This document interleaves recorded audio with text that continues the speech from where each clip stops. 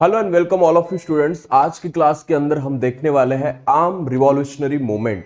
हमने अब तक देखा है कि आज़ादी के लिए गांधी जी आए, साथ ही साथ हमने इसके अंदर नॉन कॉपरेशन मूवमेंट देखी, सिविल डिसोबीडियंस मूवमेंट देखी।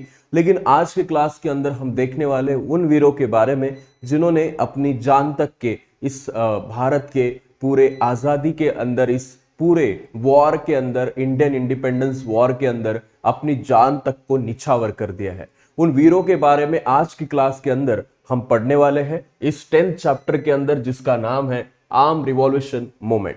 तो चलिए शुरू करते हैं इस चैप्टर को। तो the agitation against the British imperialism were carried out in the various ways in India. Imperialism क्या है यह आपको पता होना चाहिए। इंपीरियलिज्म मतलब राजशाही, किसी भी देश के ऊपर आकर खुद को राजा बताना, ऐसा उनका जो सिस्टम था ब्रिटिश लोगों का। उसके अंदर लोगों ने अलग अलग टाइप से जो एजिटेशन किए, कुछ लोगों ने शांति से किया, कुछ लोगों ने जो है प्रोटेस्ट का सहारा लिया, तो कुछ लोगों ने अपने तरीके से इसको हैंडल किया। तो in this chapter we shall get acquainted with it. हम इस चैप्टर के अंदर इस एजिटेशन को किस तरीके से कुछ लोगों ने अपने तरीके से हैंडल किया वो देखने वाले। We have studied the uprising before 1857 against the British and the freedom movement of 1857। हमने इससे पहले के चैप्टर्स में देखा है कि 1857 का जो रिवॉल्ट हुआ था उसके अंदर किस तरीके से मिलिट्री के लोग आगे आते हैं और उन्होंने किस तरीके से इस पूरी 1857 रिवॉल्ट के अंदर अपने, जैसे मंगल पांडे जी की बात करें, उन्होंने तो यहाँ पे जो सशस्त्र क्रांति का जो है, मतलब हाथ में बंदूक और तलवारों के साथ ब्रिटिशर्स को हराने की बात की थी। तो उनको जो है उस टाइम पे सपोर्ट कम मिला, साथ ही साथ उनके पास इतना मैन पावर नहीं था कि उनको कोई सपोर्ट ज्यादा करे। तो दैट्स वाई उनको एट द एंड फांसी की सजा होती है। लेकिन एक शहीद भारत के लिए जो पहले गए हैं उनके अंदर हमेशा से नाम आता है 1857 के रिवॉल्ट के टाइम पे मंगल पांडे जी का। अब यहाँ पे हम देखते हैं in the latter period Ram Singh Kuka जो थे, उन्होंने भी एक रेबेलियन किया था गवर्नमेंट ऑफ पंजाब जो उस टाइम पे था उसके खिलाफ। गवर्नमेंट ऑफ पंजाब मतलब उस टाइम का ब्रिटिश गवर्नमेंट ही है जिसके अंदर कुछ नीतियां खराब होंगी, इसलिए राम सिंह कुका जी का नाम आता है। अब नाम आता है उसके बाद वासुदेव बलवंत फड़के जी का। महाराष्ट्र के अंदर एक बहुत ही उम्दा, एक बहुत ही होशियार, इंटेलिजेंट ये व्यक्ति थे। शुरुआत में रेलवे में काम किया, बाद में इन्होंने जो है टपाल जो होता है ब्रिटिशर्स का, वो जो नौकरी करते थे यहाँ पे, और नौकरी के टाइम पे उनको कुछ ऐसी चीजें अनुभव करने को मिली, जैसे कि एक बार उनकी माताजी काफी गंभीर रूप से बीमार थी और उनको कुछ दिनों की छुट्टी चाहिए थी कि उनसे वो जाके मिले। लेकिन इन्होंने बार बार लेटर्स दिए, बार बार रिक्वेस्ट की, फिर भी वासुदेव बलवंत फड़के जी को घर जाने के लिए छुट्टी नहीं दी। उस दिन उन्होंने किसी से, उनको एक लेटर आता है और सुनते हैं कि उनकी माता जी का जो है देहांत हो गया, उनकी जो है मतलब वो चल बसी। तो उस दिन उन्होंने ठान लेते हैं कि आज के बाद मैं ब्रिटिशर्स की नौकरी कभी नहीं करूंगा, और इस नौकरी का इस्तीफा देते थे। और पूरी उनको जानकारी थी क्योंकि उन्होंने रेलवे में काम किया था, टपाल में काम किया था, तो उनको पता था कि ब्रिटिश गवर्नमेंट कैसे काम करता है। तो इन्हीं सब चीजों के खिलाफ उन्होंने जो है एक रेबेलियन स्टार्ट किया जो सशस्त्र था, मतलब शस्त्रों के साथ था। तो महाराष्ट्र के अंदर एक आर्म स्ट्रगल जो शुरू किया, उसके अंदर नाम आता है वासुदेव बलवंत फड़के जी का। He assumed that there should be armed struggle to fight against the British. He took the training of the arms from वस्ताद लहूजी साळवे। अब एक क्वेश्चन आ सकता है एग्जाम में कि वासुदेव बलवंत फड़के जी ने किससे ट्रेनिंग ली थी ये आर्म ट्रेनिंग की, तो वस्ताद लहूजी साळवे, ये नाम याद रखिए। He organized the रामोशीज and revolted against the British. उन्होंने रामोशी लोगों को ऑर्गेनाइज किया, जो कि एक ट्राइबल पीपल का एक ये है, हम बोल सकते हैं महाराष्ट्र के अंदर जो भी वेस्टर्न घाट्स है वहां पे रामोशी लोग ज्यादातर देखने को मिलते हैं। उनको एकत्रित किया और रिवॉल्ट किया ब्रिटिशर्स के खिलाफ। This rebellion become unsuccessful. इन्होंने बहुत कोशिश की, लेकिन स्टिल ये जो रिबेलियन इन्होंने किया है ये कुछ हद तक अनसक्सेसफुल रहा है। अब the British government sent him to Aden jail. Aden नाम का एक जेल है अफ्रीका में, वहां पे उनको भेजते हैं और उनकी बाद में जो है भूख के कारण काफी दिनों से उन्होंने वो जेल से भागे थे, तो उस पूरे रेगिस्तान में घूमते घूमते एट द एंड उनकी जो है डेथ हो जाती है 1883 को। He built up an arm struggle for independence. उन्होंने एक आर्म स्ट्रगल क्या होता है इंडिपेंडेंस के लिए, उसकी व्याख्या सबसे पहले भारत के लोगों को करके दी थी, जिनका नाम था वासुदेव बलवंत फड़के। इसके बाद जो नाम आता है चाफेकर ब्रदर्स का आता है। 1897 का वक्त है, पुणे में प्लेग की जो है महामारी फैल गई है। इस वक्त के ब्रिटिश का काम है, ब्रिटिश गवर्नमेंट का काम है कि लोगों को मेडिकेशंस पहुंचाए, उनको हेल्प पहुंचाए, और उसके पूरा उल्टा कर रही थी ये पूरी ब्रिटिश गवर्नमेंट। उन्होंने लोगों को घर से बाहर निकाला, उनके ऊपर अन्याय अत्याचार किए, उनके घर को ऐसे खोजा जैसे कि उन्होंने घर में चूहे छुपा के रखे हो, क्योंकि ये प्लेग जो है इन्फेक्टेड चूहे जिनको प्लेग है उनसे फैलता है। तो लोगों को ऐसे ट्रीट किया जैसे इसकी प्लेग की जो एक ये होता है ट्यूमर, वो लिम्फ नोड्स पे आता है, मतलब जांघों में आता है और ऐसी जगहों पे आता है। तो जब वो चेक कर रहे थे तो उन्होंने महिलाओं के ऊपर गलत व्यवहार से ट्रीट किया, और ये सब देख रहे थे चापेकर ब्रदर। उनको उस वक्त का जो ब्रिटिश गवर्नर था, वह पुणे में कार्यरत रैंड जिसका नाम था, उसके खिलाफ चापेकर ब्रदर्स जो है अपने आंखों से उसके खिलाफ जो है देखते हैं कि ये कैसे पुणे के लोगों को ट्रीट कर रहा है। तो चापेकर ब्रदर्स जो है ये कैसे प्लान बनाते हैं। तो 1897 में प्लेग कमिश्नर जो था रैंड, ये पुणे में रिसोर्ट करता है, ट्रैनी और अपनी फोर्स लेके आता है कि इस एपिडेमिक को, एपिडेमिक क्या होता है, किसी एक जगह पे कोई रोग फैल जाता है, जैसे कि पुणे में प्लेग की सिचुएशन आई थी। पैंडेमिक क्या होता है, जो पूरी दुनिया भर में आता है, जैसे Covid. As a revenge Chapekar brothers जो थे, उनके अंदर दामोदर बालकृष्ण, ये जो है इस रैंड को बंदूक की गोली से 22 जून 1897 मतलब 22 ऑफ द जून 1897 को इस चापेकर ब्रदर्स जो है क्या करते, रैंड की हत्या कर देते ऐसे। और यहाँ पे उस हत्या के बाद दामोदर बालकृष्ण और वासुदेव को जो है, इन तीनों ब्रदर्स को और साथ ही साथ उनके एसोसिएट साथीदार महादेव रानडे जो है, इनको फांसी की सजा दी जाती है। From the same house 3 brothers accepted martyrdom for the service of country. एक ही घर से तीनों ब्रदर्स अपनी पूरी जान इस स्वराज के लिए दे देते हैं। साथ ही साथ during the time same time Munda tribe जो है बिहार में, वहां पे बिरसा मुंडा जी की लीडरशिप में ग्रेट रिवॉल्ट होता है ब्रिटिश गवर्नमेंट के खिलाफ। उल्कुनन नाम की एक मूवमेंट शुरू करते हैं बिरसा मुंडा। अब अभिनव भारत क्या है? अभिनव भारत एक ऐसी संगठना है जो 1900 के वक्त पे स्वातंत्रवीर विनायक दामोदर सावरकर जी ने फाउंड की थी, और उनका मित्र मेला एक सीक्रेट ऑर्गेनाइजेशन था, उसका ही आगे चल के जो ऑर्गेनाइजेशन का उन्होंने नाम रखा था अभिनव भारत। और यह ऑर्गेनाइजेशन रिवॉल्यूशनरीज से भरी हुई थी। इसके अंदर बहुत ही ज्यादा क्रांतिकारी लोग थे जो मरने से डरते नहीं थे। नासिक के अंदर ये अभिनव भारत जो है पूरी मूवमेंट शुरू की गई थी। अब इसके अंदर देखें तो मित्र मेला का ही आगे चल के नाम अभिनव भारत रखा गया 1904 में। Savarkar went to England. Savarkar कहाँ पे जाते? इंग्लैंड में जाते उनकी हायर एजुकेशन के लिए, और from there he began sending revolutionary literature and guns. वहां पे जो इंग्लैंड में पढ़ने गए थे, वहां से इंग्लैंड से भारत में जो क्रांतिकारी लिटरेचर है, उस टाइम पे जो क्रांतिकारी लोग थे उनका लिटरेचर, गुसुप्पे मैजिनी था। साथ ही साथ ऐसे बहुत से लोग थे यूरोप में जो काफी क्रांतिकारी थे, तो उनके लिटरेचर भेजते थे भारत के युवाओं के लिए। साथ ही साथ गन्स भेजते थे ताकि सशस्त्र क्रांति की जाए।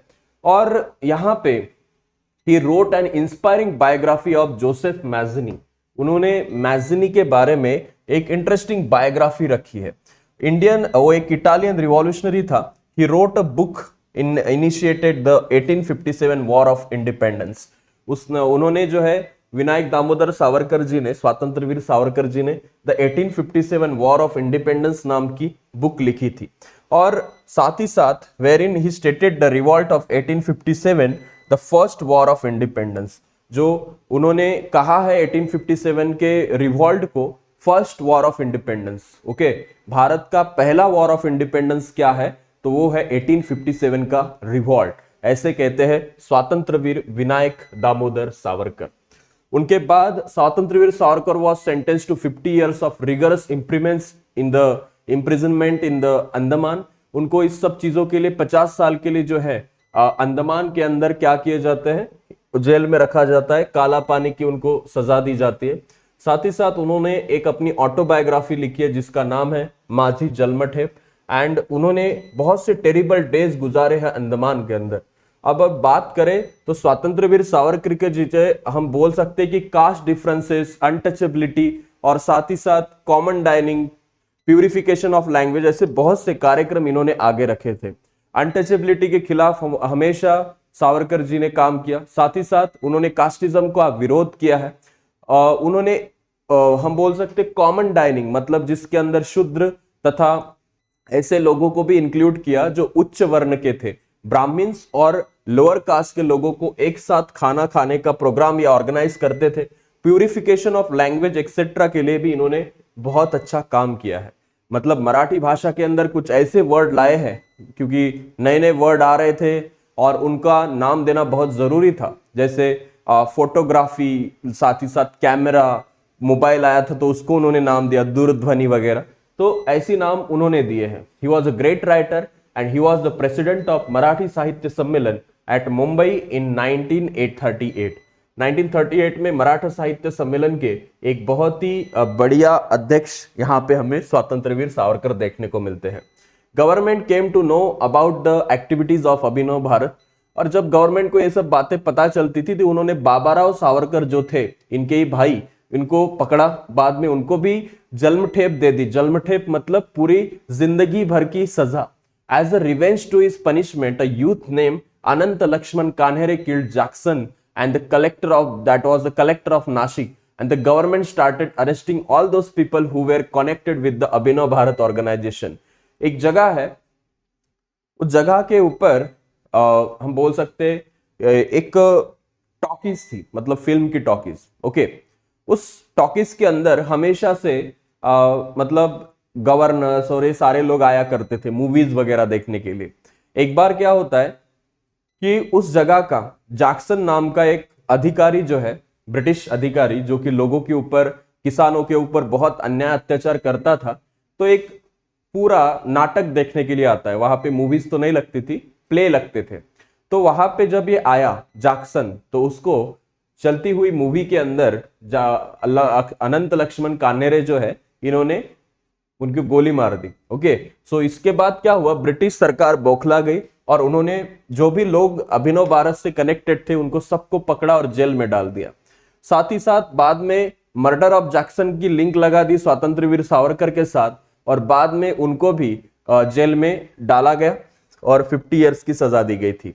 रिवॉल्यूशनरी मूवमेंट बंगाल में कैसी हुई? पार्टीशन के बाद, मतलब जब बंगाल का पार्टीशन हुआ था, आपको पता है 1909 के पहले, मतलब जब मॉर्ले मिंटो रिफॉर्म हुए थे, ओके, तो उस टाइम पे उन्होंने बंगाल का पार्टीशन किया था। और उस टाइम पे लोकल लोग जो थे बहुत ज्यादा रिबेलियस हो गए थे, रिवॉल्यूशन करने लगे थे, क्योंकि वो अब मरने से डरते नहीं थे।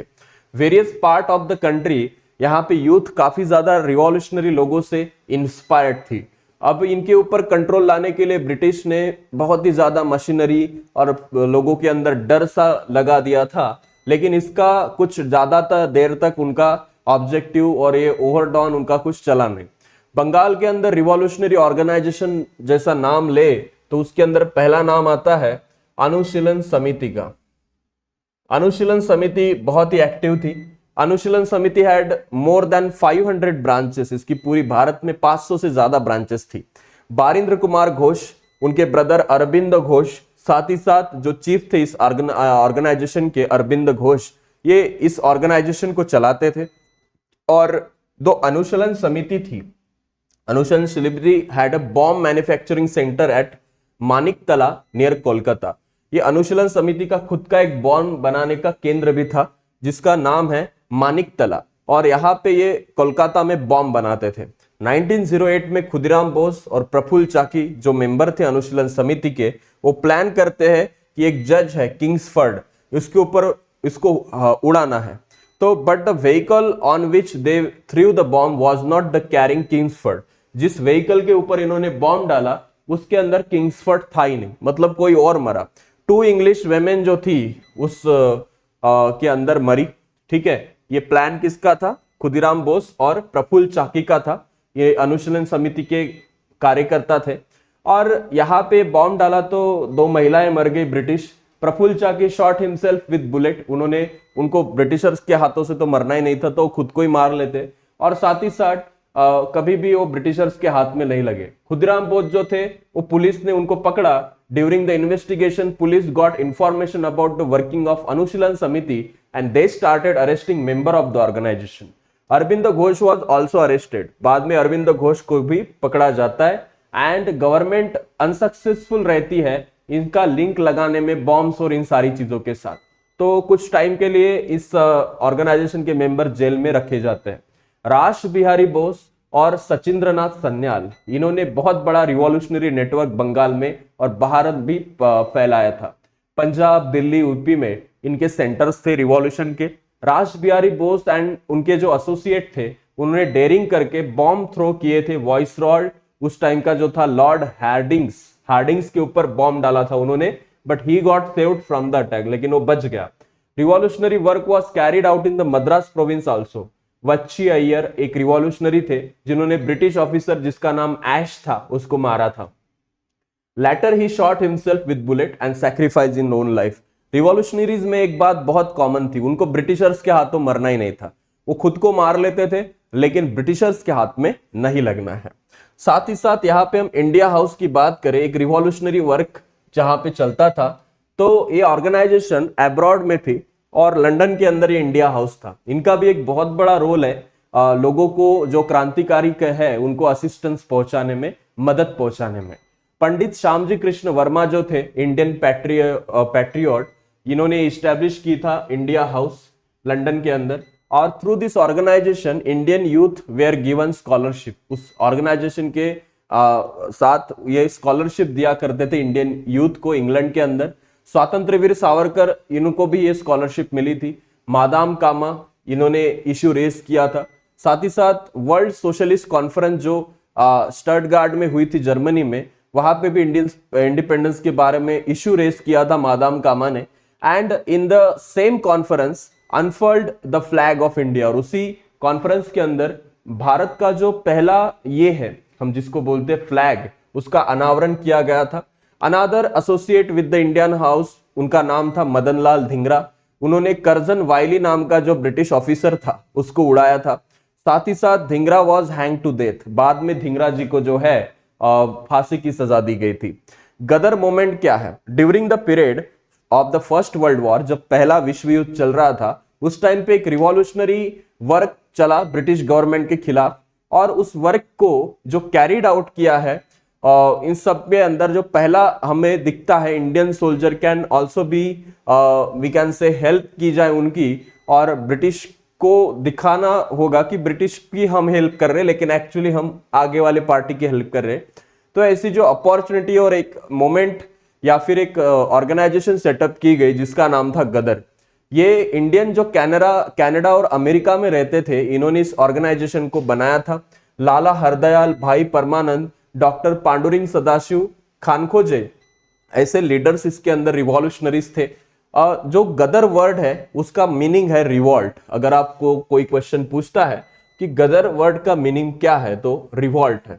साथ ही साथ Ghadar was the general of the organization, उन्होंने अपना एक खुद का न्यूज़पेपर जनरल भी शुरू किया था जिसका नाम गदर ही रखा था। साथ ही साथ ब्रिटिश लोगों के ऊपर हमेशा से पॉइंट आउट करना और डेयरिंग डीज रिवॉल्यूशनरीज इस ऑर्गेनाइजेशन के अंदर थे। इन्होंने हमेशा जो है अपने जनरल से लोगों को भारत के प्रेरित किया है, ये आज़ादी के लिए खून बहाना होगा। लीडर जो थे गदर ऑर्गेनाइजेशन के, उन्होंने डिसाइड किया था कि इस वॉर का हम फर्स्ट वर्ल्ड वॉर का अच्छे से एडवांटेज लेंगे और एक प्लान बनाएंगे, रिवॉल्ट करेंगे पंजाब के अंदर ब्रिटिशर्स के खिलाफ। दे we can say persuaded the Indian soldiers in British army, Indian soldiers को ब्रिटिश आर्मी में ज्वाइन करने को बोला। और रास बिहारी बोस, साथ ही साथ विष्णु गणेश पिंगड़े, इन्होंने इस मोमेंट को लेड किया था। But due to the treachery the British trace out the plan, but उनकी प्लान की हिंट मिल गई थी ब्रिटिशर्स को, तो Pingle fell into the hands of police and he was hang to death. Pingle को पकड़ लिया था ब्रिटिशर्स ने और उनको फांसी की सजा दी गई। रासबिहारी बोस वहां से स्केप हो गए थे और he went to Japan and continue his revolutionary work. Japan में गए रासबिहारी बोस और वहां पे भी उन्होंने जो अपना राष्ट्र प्रेम है, रिवॉल्यूशनरी मूवमेंट है, उसको कंटिन्यू रखा। Revolutionary movement can achieve the countries we can say during the period of war. Berlin में वीरेंद्रनाथ चट्टोपाध्याय थे, वीरेंद्रनाथ चट्टोपाध्याय, भूपेन्द्र दत्त, हरदयाल, इन्होंने ब्रिटिशर्स के खिलाफ जो है जर्मन फॉरेस्ट मिनिस्ट्री के कोऑपरेशन के साथ मूवमेंट जो है लेट की थी। 1915 में महेंद्र प्रताप, बरकतुल्ला एंड ओबेदुल्ला सिंधी, इन्होंने भी एक प्रोविजनल गवर्नमेंट बनाई थी काबुल के अंदर। एंड अब हम देखते हैं काकोरी कॉन्स्पिरेसी क्या है। इसके ऊपर आईएमपी कर दीजिए क्योंकि ये सवाल एग्जाम में आता है। एक काकोरी कॉन्स्पिरेसी ऐसी चीज है, ये एक स्टोरी है जो हम अब देखेंगे। सप्रेसिव मेजर चल रहे थे गवर्नमेंट के और रिवॉल्यूशनरी मूवमेंट उस टाइम पे एंड हो रही थी बहुत से एरियाज में। After the suspension of civil disobedience movement, जब गांधी जी की सविनय अवज्ञा आंदोलन को महात्मा गांधी जी के सस्पेंड किया जाता है, जो बहुत से यंगस्टर्स है ये डाइवर्ट होते हैं रिवॉल्यूशनरी वे में। उनको क्रांतिकारी बनना था क्योंकि आजादी शांति से मिल नहीं रही थी। चंद्रशेखर आजाद, राम प्रसाद बिस्मिल, योगेश चैटर्जी, सत्येंद्रनाथ सन्याल और बहुत से और क्रांतिकारी इस आंदोलन में जुड़ते हैं। 9th of August 1925 को government treasury was carried a train near Kakori. सरकार की, ब्रिटिश सरकार का बहुत सा खजाना जा रहा था एक ट्रेन से और 1925 की ये बात है, काकोरी रेलवे स्टेशन के पास उत्तर प्रदेश में। और this is known as the Kakori conspiracy. यहाँ पे जाके हमारे जो सारे रिवॉल्यूशनरीज है ये खजाना लूटते हैं और by taking immediate action government पकड़ लेते हैं इसमें से बहुत से रिवॉल्यूशनरीज को और जेल में डाल देते। They were put under trial, उनको ट्रायल में रखा जाता है। इसके अंदर अशफाक उल्ला खान, राम प्रसाद बिस्मिल, रोशन सिंह, राजेंद्र लाहिरी, इन लोगों को फांसी की सजा दी जाती है। बट राजा चंद्रशेखर आजाद जो है यहां से भागने में सक्सेसफुल हो जाते हैं। हिंदुस्तान सोशलिस्ट रिपब्लिक एसोसिएशन, जिसको HSRA भी हम बोलते हैं, यंग मैन जैसे इन्फ्लुएंस थे आजादी के लिए, सोशलिस्ट आइडियोलॉजी से बिलोंग करते थे। इन्होंने रिवॉल्यूशनरी ऑर्गेनाइजेशन पूरा नेशन वाइड जो है फैलाया। Prominent among them were Chandrashekhar Azad, Bhagat Singh, Rajguru और सुखदेव। इसके अंदर ये 4 लीडर्स काफी ज्यादा पॉपुलर थे, भगत सिंह, चंद्रशेखर आजाद, साथ ही साथ राजगुरु और Sukhdev. All this revolutionaries were secular in their thoughts. ये सारे रिवॉल्यूशनरीज अपने विचारों के अंदर बहुत ज्यादा सेक्युलर और एक ऐसी भावना रखते थे कि हमें बस एक ही गोल है, भारत माता की आजादी। तो in 1928 the meeting held at we can say Firoz Shah Kotla ground Delhi में एक मीटिंग बनाते हैं जहां पे सारे यंग मेंस को बुलाया जाता है और एक यंग लोगों का आंदोलन, एक यंग लोगों की संगठना शुरू की जाती है जिसका नाम होता है Hindustan Socialist Republic association, HSRA। इसका ऑब्जेक्टिव होता है कि हम भारत के आजादी के लिए ये ब्रिटिशर जो एक्सप्लॉयटेशन कर रहे हैं उसको हटा के, और साथ ही साथ it was wanted to overthrow the unjust socio economic system which exploited the farmers and workers. Bhagat Singh जो थे एक इंपॉर्टेंस बताते हैं सोसाइटी कैसी हो, साथ ही साथ सोशल जस्टिस क्या है, इक्वालिटी क्या है, इन सब चीजों के बारे में डिटेल में और काफी ज्यादा अच्छे से यंगस्टर्स को समझाते हैं। Work of the gathering arms, साथ ही साथ execution of programmes was entrust to separate wing of the organisation. This wing was called as Hindustan Socialist Republic Army. इसके अंदर एक ऐसे भी लोगों का जो ये था कि जो आर्म्स एग्जीक्यूट करते थे, साथ ही साथ लोगों को समझाते थे, यंगस्टर्स को इसके लाने का काम था। चंद्रशेखर आजाद जो थे इस विंग के चीफ थे। ये फोटोज है राजगुरु और सुखदेव जी की। और साथ ही साथ मेंबर जो थे इस ऑर्गेनाइजेशन के, इन्होंने बहुत से रिवॉल्यूशनरी एक्टिविटीज की। भगत सिंह, राजगुरु, ये जो है ये बुलेट्स फायर करते हैं। एक ऑफिसर था सॉन्डर्स नाम का, उसको उड़ाते हैं क्योंकि उन्होंने जो है ब्रिटिशर्स ने जब यहाँ पे एक ये आया था साइमन कमीशन, तो साइमन कमीशन जब आया तो लाठीचार्ज किया लोगों के ऊपर जो प्रोटेस्ट कर रहे थे। उसके अंदर लाला लजपत राय थे और लाला लजपत राय के ऊपर भी लाठीचार्ज हुआ और उसके अंदर उनकी डेथ हो जाती है। तो उसका बदला लेने के लिए भगत सिंह और जो राजगुरु है भगत सिंह और राजगुरु बुलेट फायर करते हैं सॉन्डर्स नाम के ब्रिटिश ऑफिसर के ऊपर, उसको मार देते हैं। गवर्नमेंट इंट्रोड्यूस करती है बिल सेंट्रल लेजिस्लेटिव असेंबली में, तो सिविल राइट्स के लिए, तो वहां पे प्रोटेस्ट करने के लिए भगत सिंह और बटुकेश्वर जाते हैं और वहां पे बॉम्ब डाल देते हैं सेंट्रल लेजिस्लेटिव असेंबली में लोगों को डराने के लिए। और वहां पे उनका एक नारा था, इंकलाब जिंदाबाद। ओके, तो साथ ही साथ ब्रिटिश गवर्नमेंट जो है इमीडिएटली रेड करती है हिंदुस्तान सोशलिस्ट रिपब्लिक आर्मी के सेंटर्स के ऊपर। पुलिस को क्लू मिल जाता है और साथ ही साथ यहाँ पे बहुत से रिवॉल्यूशनरीज को पकड़ते हैं। 23 मार्च 1931 भगत सिंह, सुखदेव और राजगुरु, इन तीनों को लाहौर के जेल में फांसी की सजा दी जाती है।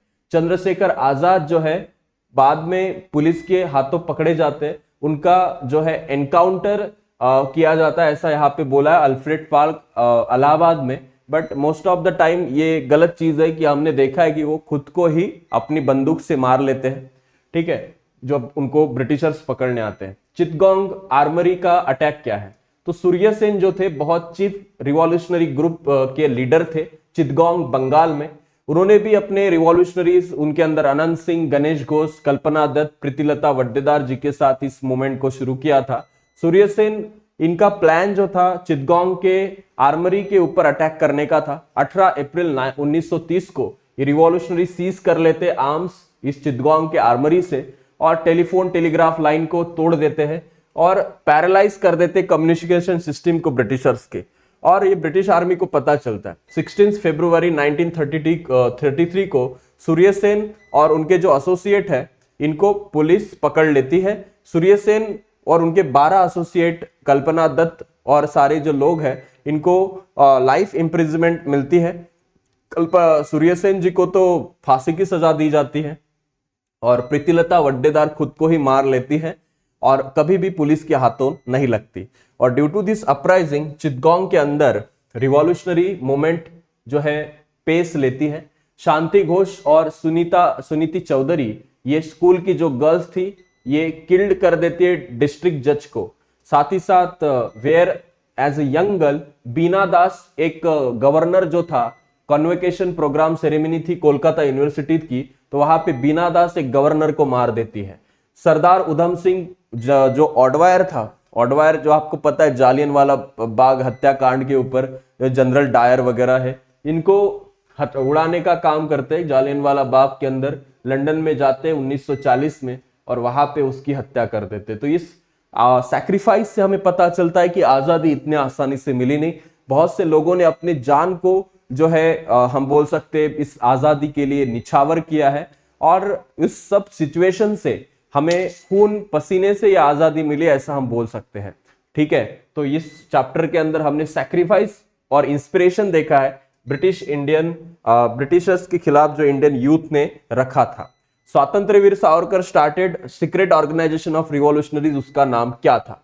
उसका नाम क्या था? मित्र मेला। साथ ही साथ in Punjab fill in the blank organization uprising करती थी गवर्नमेंट के खिलाफ पंजाब में, तो उसका नाम क्या था?